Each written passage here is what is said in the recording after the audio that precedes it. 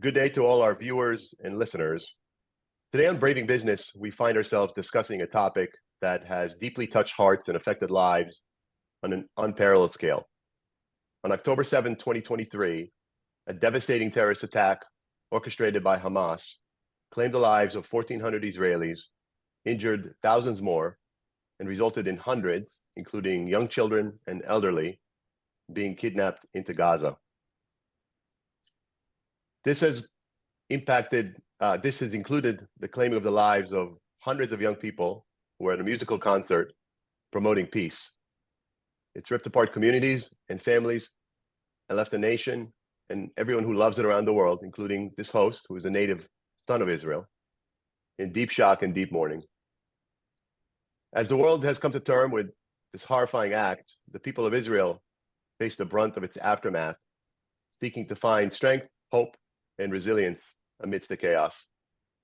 Not surprisingly, with hundreds of thousands of men and women called up for reserve duty, hundreds of rockets continuing to rain on Israel daily, sending citizens to their safe rooms and their shelters, the Israeli economy and business community has been gravely impacted.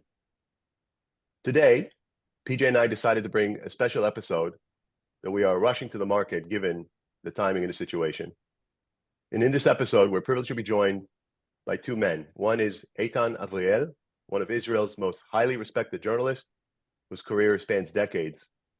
Having served in the Israeli Navy before shifting to journalism, where he's emphasized business, Eytan co-founded Israel's most widely circulated and highly respected business newspaper and economic news platform, The Marker.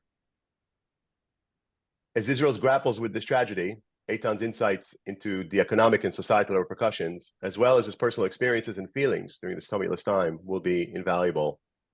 We're also privileged to be joined by Dayan, founder of Step In, a LinkedIn consulting firm, a lecturer and workshop facilitator, a thought leader and content creator, and head of the high-tech practice in the career center Exit in the city of Bnei Brak on the outskirts of Tel Aviv.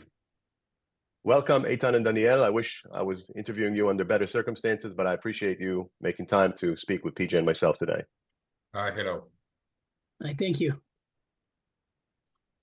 Let's start with you, Eytan, and the same question also for Daniel afterwards. Can you share with us how you found out about what was taking place on October the 7th, and your immediate feelings and reactions upon understanding the magnitude of the tragedy? Like most Israelis, I found out what's happening from just waking up on Saturday morning, that Saturday, the 7th of October, just like everybody else. A few moments after I wake up, I do check my phone and see if there's any special message. I started seeing the message running about something that has begun some kind of attack on defense by Hamas in Gaza, and by then, a few hours later, even a few minutes later, the TV stations were already opening with a continuous broadcasting of event, and then this whole day was some kind of horror movie where every few minutes, every hour, everybody discovered that things were 10 times more dramatic and more horrifying than they were half an hour ago. I just remember vividly what I'd say the death count. It began sometimes around that Saturday. It started at 6, so by midday, the reports were for about 20 dead. And then it started climbing, and from 20 it went to 40, and from 40, and this has stopped just it took a few days, but it ended up at 1,400 or whatever the number is right now, at least on the civilian count, and that was terrible, and quite fast after a few hours, people I'd say stopped believing their common senses, the previous ideas, and it dawned that this is bigger than anything we've seen before, and then there was just shock and unpreparedness for anything that could happen. Danielle, what was your experience? Okay, so my experience is different than any other experience that someone have because I am a religion guy. So it's very important to understand what happened that Saturday. Orthodox Jewish communities in Shabbat, it was a holiday. It's called Simchat Torah. It's the end of all our holidays. In September, October, it's called in Hebrew calendar. It's Tishrei. It's Chagei, the holiday of Tishrei. And my story, it's like it was really shocked because I woke up to the Devon to it called Shachrit. And in Shachrit, in the synagogue, you have people that daven in like 6 o'clock. It's called Nets. It's the first time that you can pray to the Jewish law. So I wake up very early and I go to the synagogue. And I live in Jerusalem. Jerusalem is a city that you don't have lots of alarms in Jerusalem.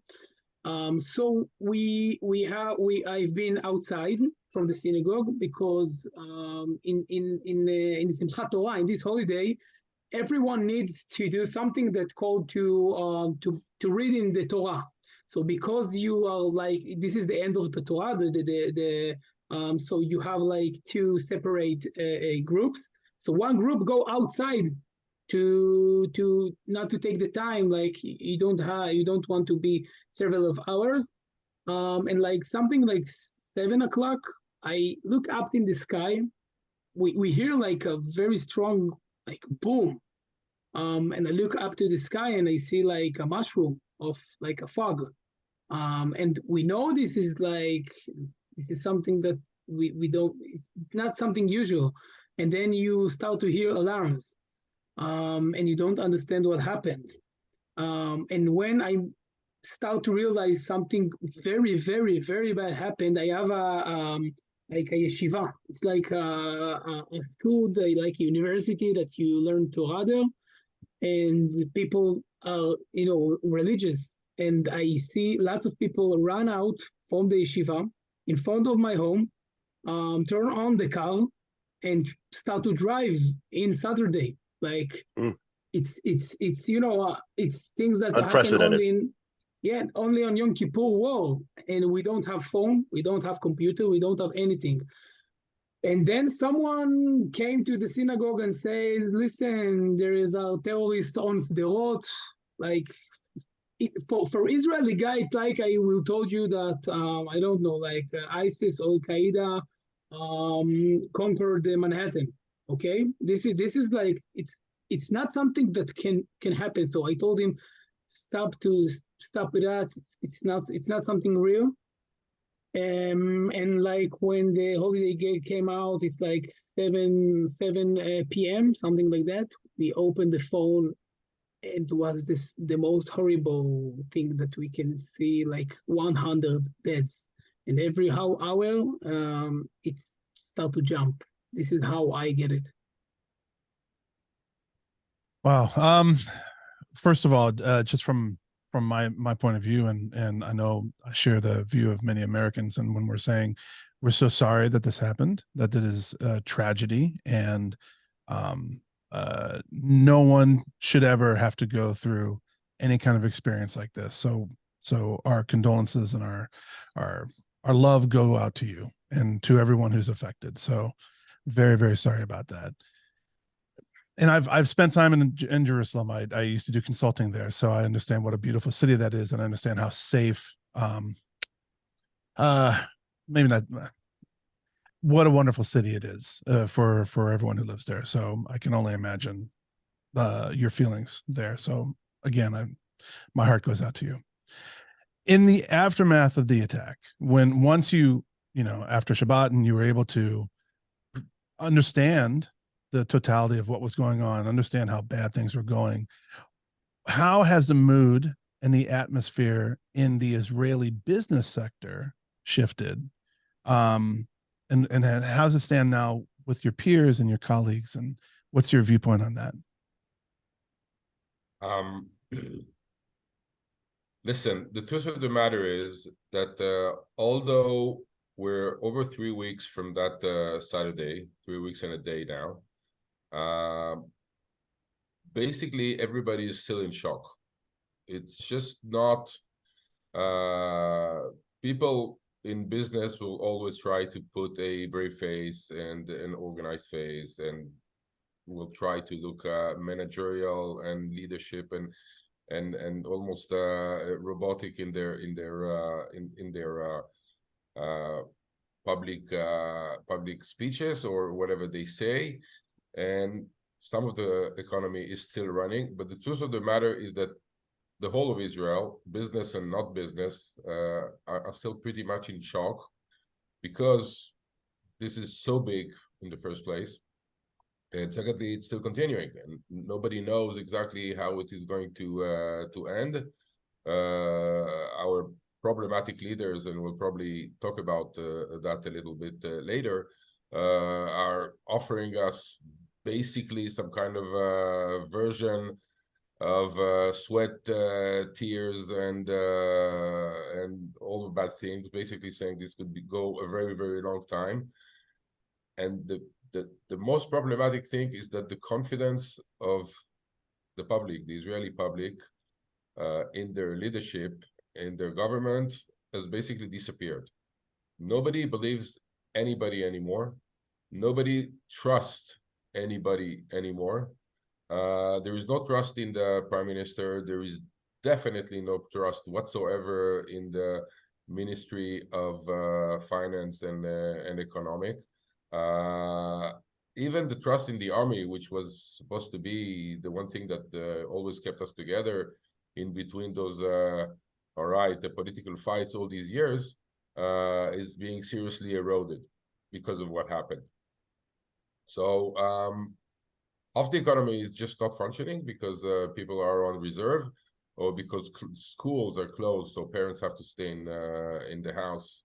Same as a little bit the same as what happened during the first curfews of the coronavirus 3 years ago. People stay at home, so retail is closed, or most of it, and lots of other services, entertainment, all that doesn't really exist.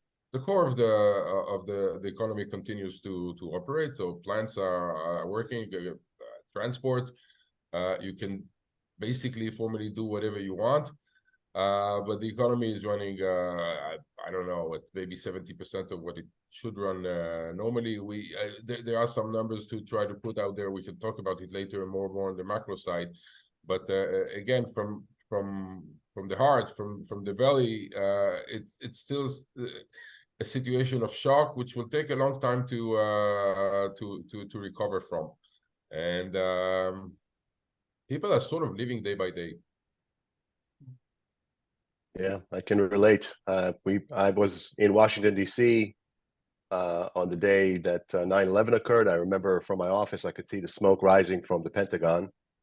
And I remember the aftermath, having soldiers in the streets and in airports, heavily armored vehicles everywhere. And it was surreal. And obviously, Israelis are more accustomed to living under fire. For those in the audience who don't know it, Israel faces a barrage of rockets on an almost daily basis. But it has largely impacted a smaller subsegment of Israeli society, which is the segment of society that lives in the outskirts of Gaza, and now the entire nation is severely impacted. Daniel, what is your perspective? You work both as the founder and CEO of Step In, which is a LinkedIn consulting firm, as well as you help people train Orthodox men trying to get into the workforce.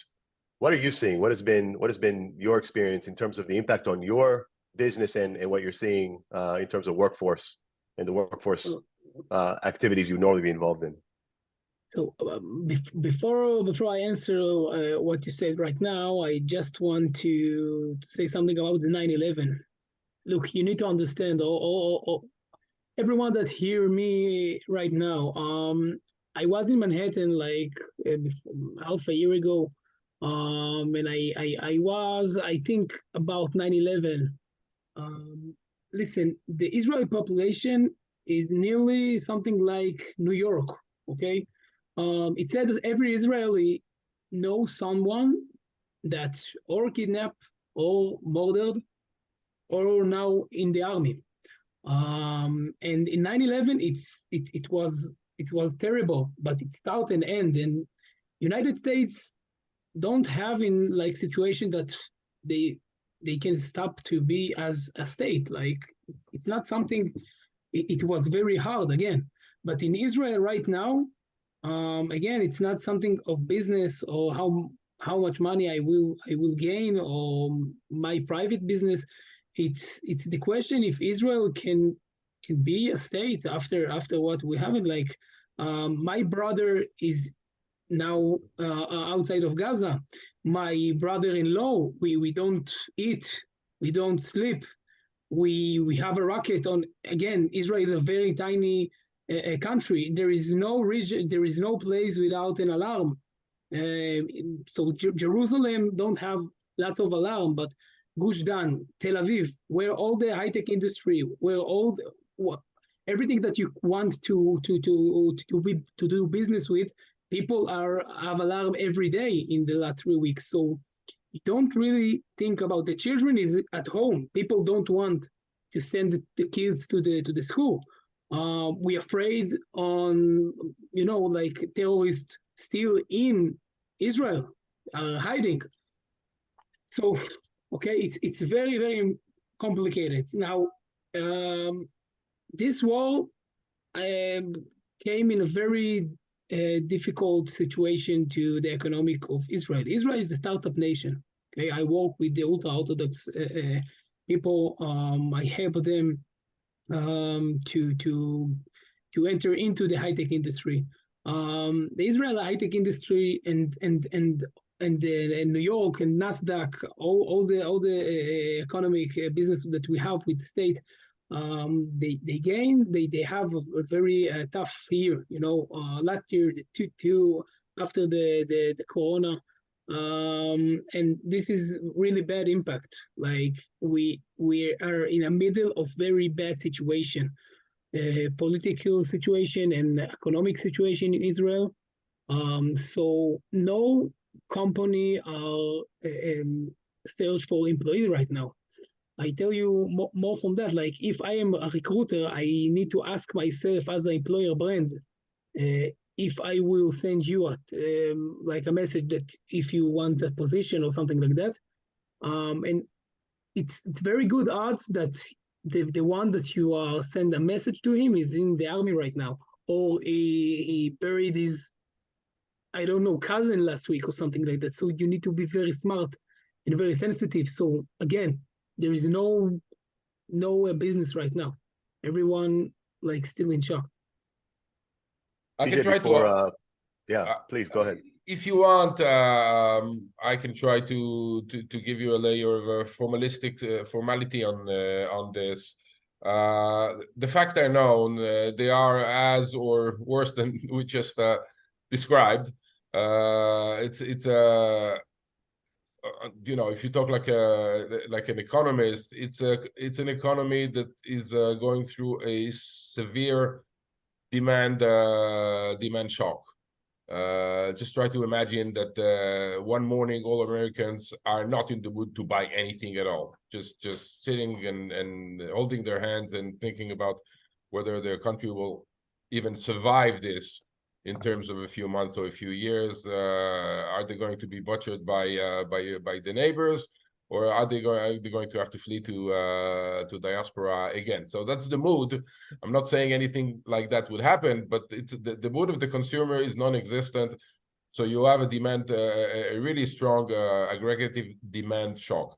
Now, there are a few economists who have tried to put some numbers on that. One of them is the team at the Moody's, the American rating agency, who has to review the rating of Israel bonds by definition of their job. And they did a nifty little trick. They decided that this was half as bad as the coronavirus. So the corona basically shuttered this economy as well as other economy in the West, obviously, for a few months in the beginning of 2020. They felt like could not go on for as long as the corona, because at some point diplomatic efforts will stop the war, and the economy will restart a little bit. So they just took whatever happened in the corona 3 years ago, cut it by half, and decided that that's what is going to happen this time, which means basically that in the fourth quarter, the one that's just starting next week, Israel's economy is going to shrink by 5%. Compared to the current quarter. So a shrinkage of 5% quarter on quarter. That's one way to do it. It's a guess, just as any other guess, because with the fog of war right now, you don't know anything. The team at JP Morgan went further than that. They felt that the drop in GDP in basically in the economic operation is going to be about 10%. So maybe you can do an average of these two numbers and get some ideas of what it's going to be. It's catastrophic in economic terms. I mean, every 0.0 of GDP percent in America means the difference between a feeling of cutting back and the feeling of good times. If you have a double-figure drop in your growth, then it's completely crazy. I mean, obviously, people are going to be in effect much poorer. Yeah, we're not talking about these are not. Sorry, Daniela, let me just get this out. These are not numbers that are recessionary. They're numbers that are depressionary, and it's hard to imagine the kind of damage that will cause the Israeli economy. Let's think about it plainly. I'll challenge our audience. If you were in a situation such as the one that's being faced by Daniel and Eytan and the people of Israel, would you want to buy a car? Would you go out there and go to a car dealership? Would you go out there and buy a new couch? Would you replace your refrigerator? I mean, these are not the things people are thinking about at times like this, not to mention that hundreds of thousands of people have been called up for active duty. And as Daniel said, this is such a small country and such a small community. There are only about 15 million Jews worldwide. About half of them live in Israel. Most of the rest live in the United States. And even I, who left Israel as a 12-year-old child, have had people in my very immediate orbit impacted. My longtime business partner of about 20 years lost his son, Omer, 22 years old, volunteered to the IDF, grew up in the United States, went to the same high school I went to, Charles E. Smith Jewish Day, in Rockville, Maryland, and was killed in action. So we are seeing this all over the place. Our former guest, one of our earliest guests in season 1, was Erez Avramov, former Israeli commando, and he has shared with PJ and I that he's already lost 5 of his closest friends and colleagues who were not junior ranked members. These were senior members of the Israeli military, particularly the commando units, and they have already given their lives in defense of the nation. Daniel, I'm sorry, go ahead. Yeah, just 2 things about the sentiment right now. Think about if I spoke about it with American friends earlier this week. Think about if you have like a social media in Pearl Harbor. So what happened in those moments? Okay, just try to imagine. This is the first thing. The second thing that I want to say about the business, the small business like I have, or they have the biggest the problem, the business that don't sell crucial products like food or medicine or something like that, like normal live business like LinkedIn coaching or something that it's depends on career or self. Like people in Israel just think about how much time it will take, how much money I need to stay reserved, and if it's again not something that I need right now to live, so I will not do it. Not something that it's people are cutting back on anything but the absolute most essential. Understood. In times like these, you also see that a lot of people band together, right? And the humanity comes out. They try to help each other out. Have you seen anything, or have you heard any startings of any businesses or organizations in Israel that are, maybe joining hands to help support those affected families or the communities, during these times? Yeah, Danielle, maybe you'll pick up that from the high-tech side. It's interesting. So there is a sense of community and helping each other in times of in times of need in Israel, and I can tell you that by definition, anybody who's not doing something specific now in Israel is very upset and pissed at himself for not helping. So those who are not in the army have a feel of almost a feeling of guilt for not being in the front line. Those in the second line, et cetera, et cetera. So just about any other man tries to do something, any other woman tries to help with packaging goods, donating, buying stuff. It's a problem that Israel in this situation where people actually band together to buy not arms because you can't buy them in the market, but sometimes clothing for soldiers. That should have been, that should have been given by the government and by the army. So we see the kind of problems that we are facing and how unprepared we were for anything serious at all. But yes, there's a lot of organization. And the interesting thing is that the high-tech sector is also taking its, let's say, its knowledge and setting up all kind of nifty tools to help put people together and not waste less time doing the same thing all over again. There's quite a lot of organization, quite a lot of developers who are on their spare time, basically putting up tools to do all kind of communal help. Dayan, maybe you know more about that. Yeah, I tell something micro and macro. I agree with you. Each person that's don't in the army right now, so they search how they can help, and everyone can help. I can tell you a little story. One of the days, my wife cooked some cakes to bring to the soldiers that serve near to me. I came and I was happy and like, hi, how are you? And I bring them the cakes and they look at me like, okay, another one. I look where they like where they have the weapon, and I see like a supermarket, a whole supermarket inside. Okay, like drink and cakes and snacks and like the Israeli.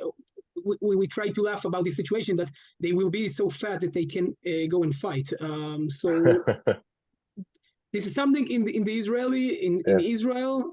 Everyone, it's something amazing. Like this is in the micro. Everyone do something. I do a pivot, and now I do a volunteer lecture about how to do good post content in LinkedIn that go viral. It's very important. This is what I can do in my small efforts. In the macro, the high-tech industry, it's really crazy.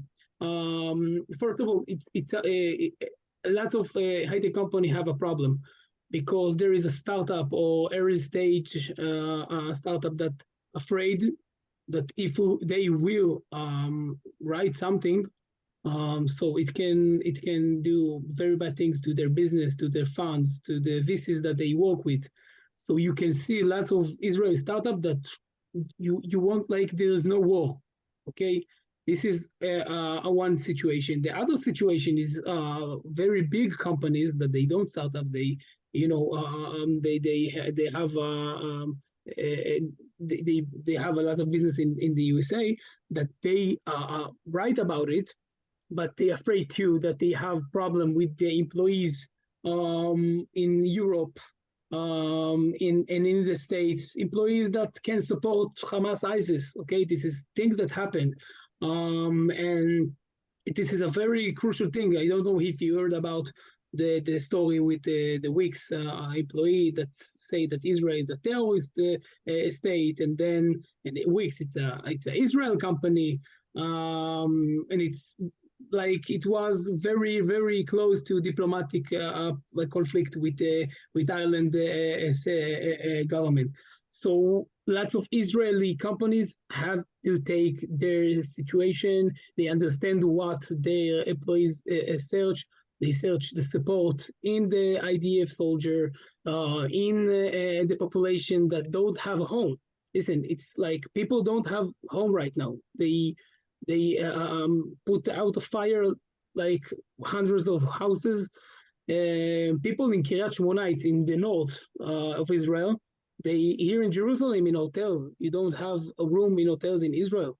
More than 1,000 people are not in their home right now. More than 1 million, Yeah. actually. Yeah. Lots of high-tech company take their offices to kids to some place that people can come and to take a shower or to go to a gym or to eat something or people things like that. You have even companies that donate like millions of the raised fund. It's not something that connected to the government. It's only private people. So yes, it take a very crucial and dramatic here in Israel. So as I listen to you, and obviously I'm following the situation very closely. It's been my heart shatters every time I open Facebook and see images of young families and elderly who lost their lives or were kidnapped. And I'm glad we're doing this episode, PJ, because I don't know that for most people who are, even those who are paying attention, watching CNN, watching Fox News, reading the newspaper, I don't know that you have quite the appreciation for what life in Israel is like right now. We're hearing it, I think, in ways that are far more real and hard to look away from. And for all those people who are looking for Israel to de-escalate the situation, again, listen to what you're hearing from our two guests, Eytan and Daniel. Am I correct that you are still hearing sirens? There's still people still need to go to their safe rooms on a constant basis, all the time. And as you noted, and this is, I don't know how much the world is aware of the fact that it is now a two-front conflict, even though it's maybe not formally so. Hezbollah to the north of Israel, out of Lebanon, is attacking and infiltrating Israel and shooting rockets and missiles. And my understanding is that their missile, the number of missiles they have is in the hundreds of thousands, armed by Iran. So it is literally an existential war for Israel and for people of the Jewish faith. I want to ask a question, and it's a bit of a slight pivot. I want to talk about mental well-being. Daniel, you're in training. You train people. The extent of this trauma is such that it's immeasurable, and also you're in the middle of it, so it's impossible, I think, at this point to tell how things will turn out. But what advice would you give to people who are dealing with this from the standpoint of trying to manage their own mental health? What advice can you give people, whether they are obviously frontline? It's its own. It's hard to even put into anything that any of us would understand what it must be like to be a soldier on the front lines there right now. But for an everyday citizen of Israel, what are they doing to protect their mental health, and what could they be doing in your view? Okay, so the first thing that everyone needs to understand that they have to do something for their mental health, because yesterday it's very hard to say it. 9 years old from Ashdod, very little child, 9 years old. She gained last week a heart attack because of the siren in Ashdod, and she died from a heart attack. Okay, this is something that we have to speak about.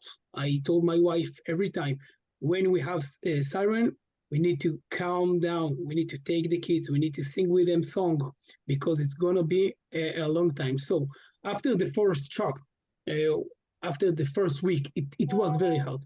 I was hearing, like I was in Herzl Mount, where is the IDF cemetery. It was like people go up, people go down in the stairs. It was like funeral after funeral after funeral after funeral of young people. It was very hard. after the first week, you have to understand we cannot go to sleep again. So you have to hear to music, happy music. You have to eat well. You have to do things that will. You have to shut down the news. People here again, they go from 100% of their business to they don't have clients, they don't have anything to do. So again, I took it to fight with people that call Israel a Nazi, or again last week on LinkedIn someone comment me, someone, his name is Karim Abdul Aziz from the Emirates. He told me that Hitler was completely right. So he struggled with the wrong Jew, you know.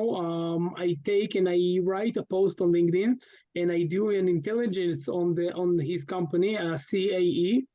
It's a Canadian corporate. I don't know them, and I just tagging all their managers, all the board, and we closed his LinkedIn profile. So I took the time to do something that I can, you know, not think about my brother and about my brother-in-law that they are in Gaza right now. They fight for us to get, so we the only democracy in the Middle East, the only state of the Jewish people in the world will be here. And it's not a joke. It's really serious situation. You know, I'll just pipe in really quick.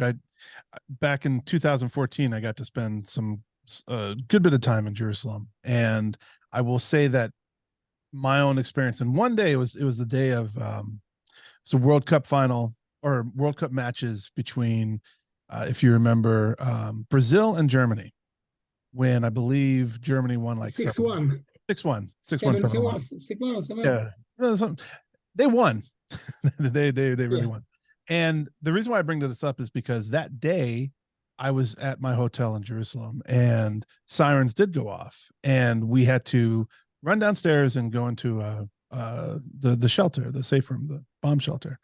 And so I was down there for like an hour and a half. Now I'm from Chicago, so we have the, you know, the specter of violence all the time, different type of violence, obviously. And so I was in this bomb shelter for an hour and a half. Women were crying. It was terrible. And then we come out, and then like literally an hour later, we're out in the streets. Everyone's out watching the World Cup game and having a great time. And it always impressed me about, you know, since this is actually one of the tenets of this broadcast, it really impressed me about the resilience of the Israeli people and how they're, you know, the person I was working with or for at the time, he was like, wow, you know, aren't you glad that you're safe here in Israel rather than being in Chicago? And I was like, we don't have bomb shelters in Chicago, but yeah, but I have to say about it something. I was a kid as the second Intifada here in Jerusalem. The rule is when you go on a bus, you need to go to sit in the last seat that you can, because if some suicide bomber will go on the bus, so the odds that you will die, it will be the lowest that you can. This is how I grew up. But we speak about we you know, we every year we have a terrorist attack here. One man murdered, 2 men murdered, 10 people get shot in, 7 people get shot in Neve Yaakov. It's a neighbor in Jerusalem last year. Okay, I've been 400 meters from there. But these 7 people, we speak about, like we get close to the numbers of 9/11, and again we are 10 million population. So this is something different. This is we, even as the Israeli, don't have the tools to handle with that situation. This is what I'm trying to say. yeah. Listen, Yeah. I don't like to glorify Israel's resilience in the sense that this is the reality in the Middle East. Humans, by definition, are resilient. They have to be to survive. And they continue in spite of every adversity. They have to to face. Now, I'm not a psychiatrist or a psychologist, so I can't say anything professional about it. But you are going to have, even in the optimistic scenario where this war ends in some way, and there is a diplomatic and political arrangement that will give some sort of quiet for, I don't know, 5-10 years. It happened before. Let's hope it happens again. People are going to be left with very serious traumas for a long time of several kinds. First of all, you always have the people that fight, soldiers, etc. Every war, Americans know about what happened to people who came back from Vietnam. It's no different than soldiers coming back from Israeli wars. And then you also will have civilian shock and civilian traumas, because people around the Gaza Strip, in the kibbutzim and the towns around the Gaza Strip, woke up with zombies basically knocking on their doors, raping, killing, beheading, burning them. And you can put a brave face on that, but if you are anywhere near this is going to come to your dream, even if you feel safer for a very long time. My instinct tells me that we're going to have to deal with a lot of unknown and difficult things in terms of mental health in the next few years. Sorry about that. Eytan, Daniel, no, it's I wholeheartedly understand it, and I'm heartbroken by it. And I grew up in Israel, and I was speaking about it yesterday with my girlfriend, and I told her that when I grew up in Israel, the songs that they taught me in kindergarten were songs about peace. I don't remember anyone ever teaching me any songs about anything but peace. And it breaks my heart, because I grew up in a home of a father who was very much a proponent of a two-state solution. And I myself have lived most of my life being a proponent of the two-state solution, and I feel for ordinary Palestinians. I do. I never like to see any children or anyone innocent in the way of harm, in harm's way. The situation is not one where you have two sides that are interested necessarily in the same thing. Hamas has been very clear. Their goal, their objective is the eradication of the Jewish state, the elimination of the Jewish people and Palestinian state from one end of one seat to another. And that is what the Israeli people are fighting against. And, in the context of this podcast, obviously, I feel like I'm doing a little bit in bringing Eytan's voice and Daniel's voice to our audience, PJ, and I appreciate your support and being an advocate for us doing this episode.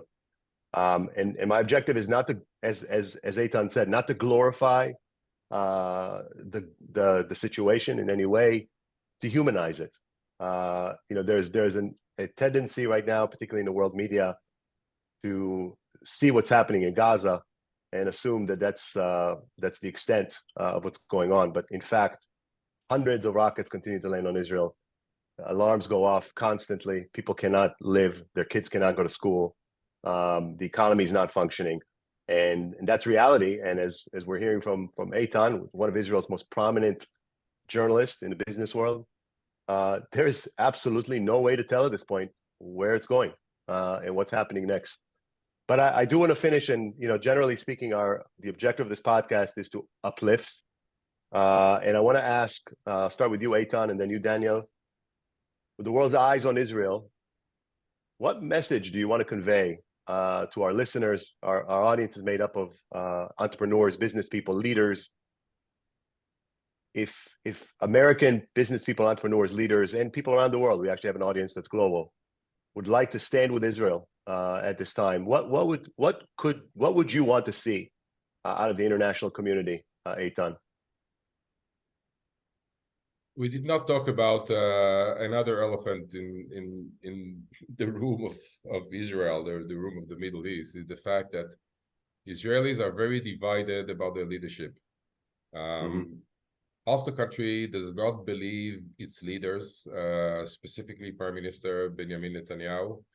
Half the country may or may not, I don't know, I'm not a part of that half, Maybe Daniel can help a little bit, but ultra religious and historically right-wing members still stick with Netanyahu. But it's very, very difficult to fight a war, and it's very difficult to run a government if there is no trust between population, and mostly there is no trust with your leaders.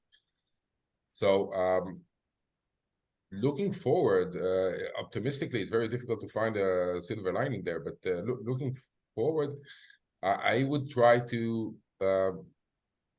request foreign leaders and people to put pressure on Israel to sort its own house together, in the sense of do whatever is necessary and get behind some leadership that can rally the country and get things going. Because right now, many things don't work at all. The government is barely functioning. We don't have time to go why is that, but basically because politicians were busy lining their pockets and their own constituents, and rather than doing the right thing for the whole public. The pressure should be on the politicians to get together. If need be, put Netanyahu aside if he can't rally the country together, and put somebody else instead. Do whatever it takes, get together, do the job done. Yeah. Before Daniel comments, I just want to add that the surveys show that support for the prime minister is into the low 20s, and that if there was an election now, the bloc that is not in the prime minister's under the prime minister's control would win 3/4 of the seats in the Knesset. Whether that holds, we'll see. Daniel, what is your perspective? And again, I really want to emphasize, what can people who are listening who want to help do? So okay, so I my point of view is all the situation that we've been through, and it's it's currently happened. When you analyze a business or data or something, you can learn only if you have the data from the past. This is the most basic rules in every business. If I look on the Jewish people in all the history, and this is where I can learn. I want you, Tal and PJ, take this message ahead. Every time that we have been something devastating, the Jewish people, the Israel, this like miracle country, have gained more power and more money, and know how to raise themselves to another level. Before, less than 100 years, if you told someone, or in the middle of the Holocaust, that this is the situation that we will be in right now, they will wish for. Even all the nightmare that we have an army, we have a strong army, we have a very strong allies, France, United States, and we will grow up. So if you want to invest, this is my message. If you want to invest, this is the time to invest in Israel, because every time that we been something very hard, we can grow out. We are taking the very difficult situation, and we did from the lemonade. I know it's cliche, but this is the truth. This is the basic thing. Listen, this is very hard. Okay, this is very hard, but I don't want to speak about politics. I think after the war, Israel will be, we talk about the ultra-Orthodox community. People want to serve in the IDF. You hear people that don't go to the IDF. This is, inner situation in Israel between communities, but things will change, and I'm very optimistic about what happened right now in Israel. Well, Eytan, Daniel, first of all, thank you both for making time in this very traumatic moment in your nation's history, and I want to thank you for sharing your thoughts, your feelings, your emotions, your experiences with our audience. All I can say is that I believe that anyone listening who aspires for peace needs to understand that the situation Israel is facing is that it's not negotiating with someone that's interested in a compromise. And that is the challenge. Hamas, ISIS, as it's now referred to in Israel and around the world, is not interested in compromise. Yesterday, the Israeli army showed evidence that Hamas's command and control center is under Shifa Hospital, the largest hospital in Gaza. That, by the way, is a war crime. Putting your command and control center in a hospital is a war crime. They're also storing fuel and weapons in the hospital, which is also a war crime. And so if the aspiration of anyone in the audience is for peace, it has to start with with Hamas no longer having any power and not existing. Only then perhaps that vacuum can be closed. And yes, a lot of harm will be caused, and a whole lot of people that don't deserve it will be in the way. And that is deeply traumatic and unfortunate. Under the circumstances, though, I don't know that any of us who are living in the West would expect our government to act any differently. I'm actually in Canada right now in business, and as I was talking to my colleagues here in Canada, and I also have some colleagues here on this 2-week business trip that are from Mexico, and I talked about the fact that had missiles, hundreds of rockets were flying into the United States from Canada or from Mexico. The people of the United States would expect their military and their government to respond forcefully and end it, and that is exactly what the people of Israel are asking of their government. And I think what we're hearing, and it's this is the reality of the situation.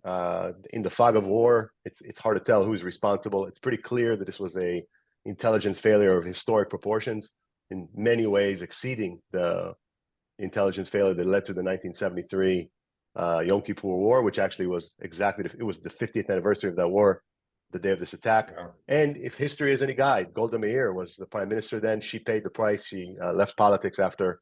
And it's highly likely that we'll see the same with Prime Minister Netanyahu. But you know what?